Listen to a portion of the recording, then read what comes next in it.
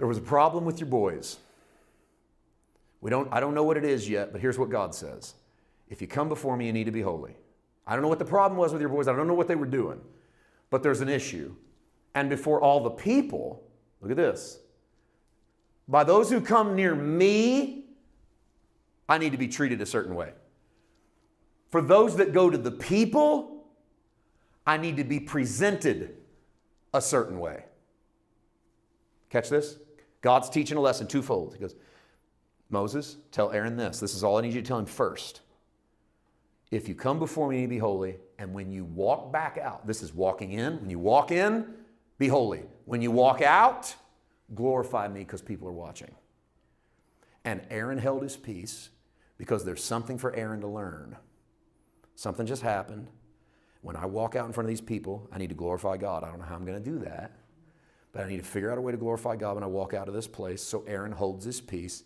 There's a little bit in between. Let me give you my paragraph on that. There's a dark sense of struggle in this passage. Not only has Aaron lost 2 sons, I kind of just taught this right over this screen, but Israel has lost 2 priests from the outside looking in. Really no apparent reason. Aaron's response will set the narrative for how people see God. So Aaron held his peace. Aaron's response will set the narrative because that's always what you do as priests. You set the narrative for how people see your God. So what you do with your situation set the narrative for how people see the Father. Whether you know it or not, how you handle your stuff is how people see your God. You may not like that responsibility. Welcome to the king, being a priest. You didn't know what you were signing up for. You thought, I just want to get saved so I can go to heaven. No, you're a kingdom of priests. And priests are reflections. So what you do is how people see your God. If you're angry at everybody, the God you serve must be angry. If you're jealous all the time, your God must be jealous. If you're infuriated, if you're hurt, there are situations you're going to be in. I'm not just talking about emotions. I'm talking about the seat of who you are. The reflection of what you give to people of God is what people are going to see of God. And so Aaron, you're going to set the narrative. And so Aaron's not ready to set the narrative. So Aaron held his peace. Because sometimes the best thing you can do is hold your peace for a little bit and wait to hear from God. And so what happens in the interim is God tells Moses, get some guys, send them in. In fact, he says, go get Aaron's cousins and send them in and get those bodies out. And while that is happening, this happens. Chapter 10, verse 8. We've only skipped down 5 verses. Then the Lord spoke to Aaron. Time out before you read any farther. Who's God talking to now? Aaron. Moses talked to Aaron before. What did Moses say? Hey, God told me this and this.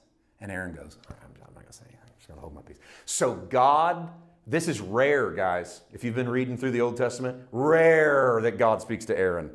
God talked to Moses all the time. But God knows he needs to reach Aaron. You're always of great concern to God. And so Moses, I'm not even going to talk to you. I'm going to talk to Aaron. Aaron, listen up. Do not drink wine or intoxicating drink, you nor your sons with you, when you go into the tabernacle of meeting, lest you die.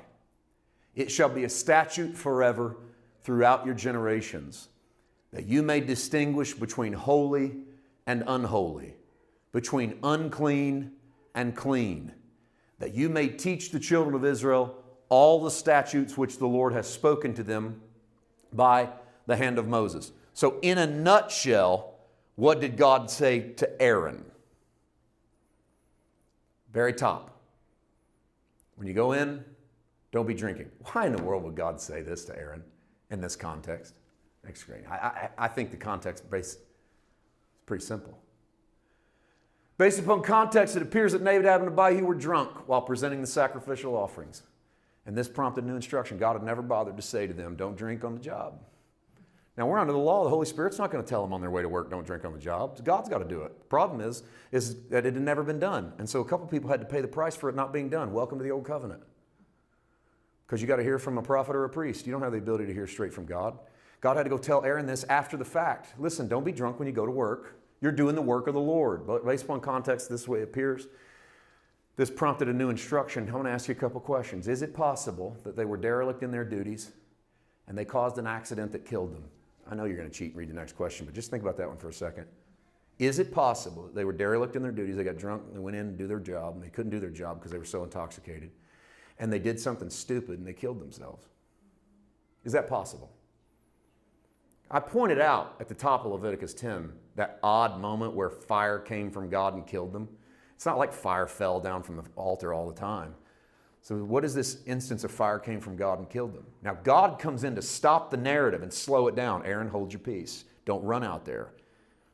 Because I think maybe what does Aaron want to run out and say? God will kill you. And God says, stop. Let's have a conversation. He's coming to do my job. Don't abandon yourself to alcohol. Be clear-headed. Be sober-minded when you walk in and do the service of the King. He doesn't say don't drink. He says watch what you're doing. Okay? This is two different sermons. Is it possible that Nadab and Abihu, so drunken, end up doing something that caused their death? I think it's very possible.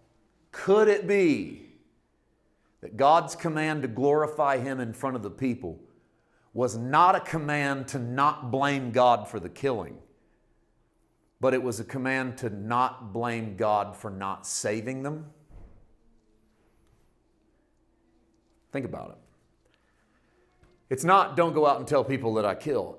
It's don't go out and tell people that I could have saved them. Because the reality is God doesn't always save us from ourselves.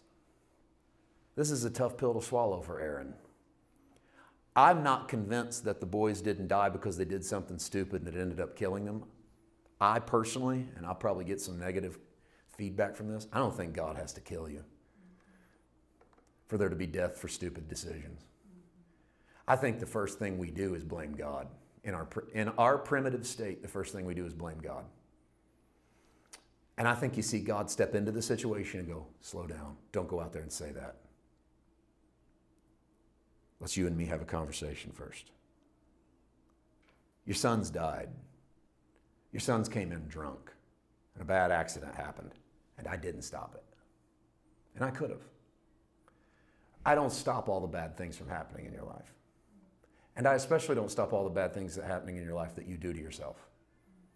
Because I love you enough that I let you walk your life out right into the will that you have, even if you walk yourself right into the chaos and horrors that end up killing people. Death follows and hell thereafter. And yes, I let you even walk into that. I don't like it, but I let you do it because I respect your liberty and your freedom enough to allow you to do that.